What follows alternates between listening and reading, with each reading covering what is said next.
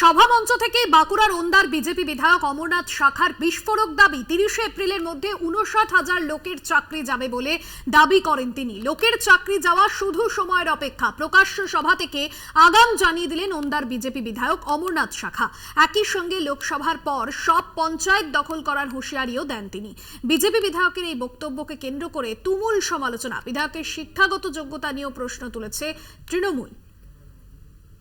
বাঁকুড়ার বিজেপির ওন্দার বিধায়ক অমরনাথ শাখা তিনি যে মন্তব্য করেছেন 30 এপ্রিলের মধ্যে 59,000 চাকরি যাবে।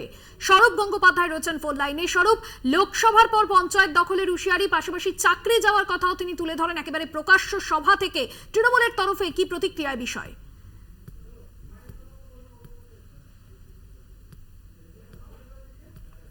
এবং গতকাল অমরনাথ শাখা বিজেপির যিনি সভাপতি রয়েছেন এবং ওন্দা বিধানসভার তিনি বিজেপি বিধায়ক, এবং বিধায়কের যে বক্তব্য যে 30 তারিখের মধ্যে 59,000-এর চাকরি যাওয়ার বিষয় শুধুমাত্র সময়ের অপেক্ষা, তার বক্তব্য।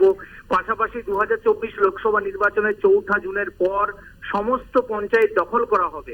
মূলত আরেকদিকে যেমন হুঁশিয়ারি এবং তার এই চাকরি চলে যাওয়ার বিষয় নিয়ে আগাম যে তার তিনি যে আগাম কথা বলছেন, এই বিষয়টা নিয়ে তৃণমূলের তরফ থেকে যেটা বলা হচ্ছে যে বিজেপি অত্যন্ত চাপে রয়েছে, কারণ যেভাবে মানুষজন তৃণমূলের পক্ষে রয়েছেন, যেভাবে মানুষজন তৃণমূলের কে সমর্থন করছেন, তাতে দিশাহীন হয়ে গিয়েছেন।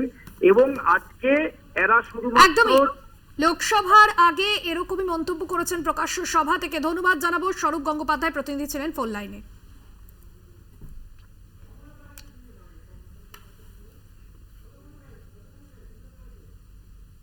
বিজেপি বিধায়ক অমরনাথ শাখার বিস্ফোরক মন্তব্য।